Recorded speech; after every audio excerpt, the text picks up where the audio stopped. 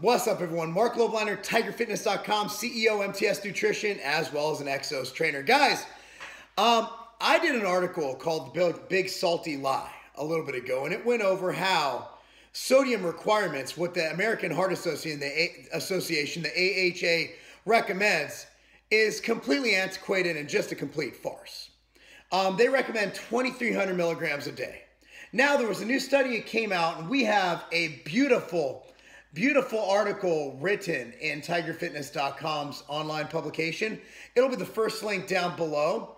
Sodium intake found to decrease blood pressure. Now, the AHA recommends, like I said, 2,300 milligrams a day. What you do have to realize is that during intense exercise, you're depleting as much as 2 grams of sodium. That's 2,000 milligrams.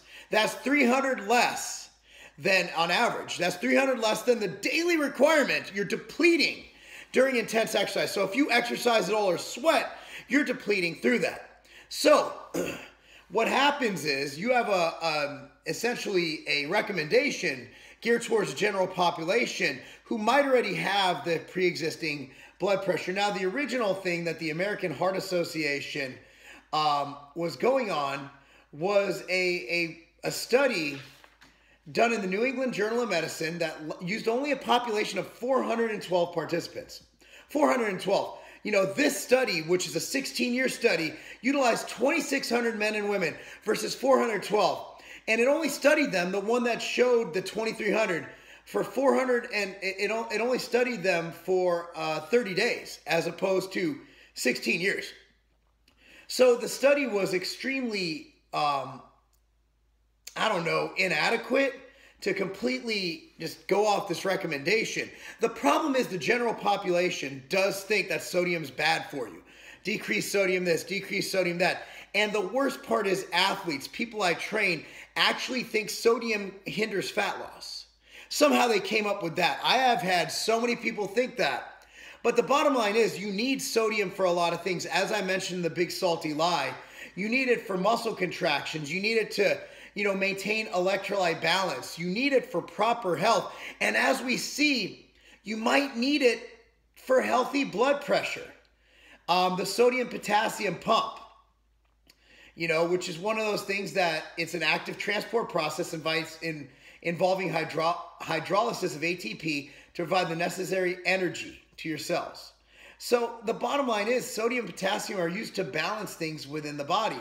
So if you're active, these do not make sense. Now, the government has even gone so far. In 2010, New York Mayor Bloomberg went to ban table salt from restaurants unless you request it. Really? Really?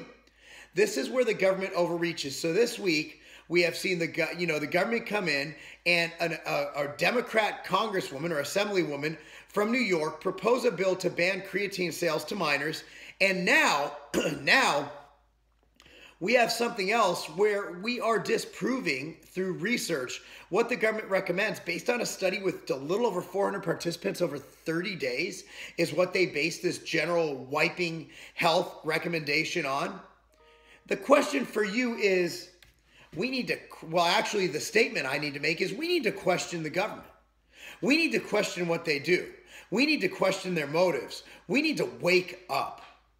Okay? So here's the take home.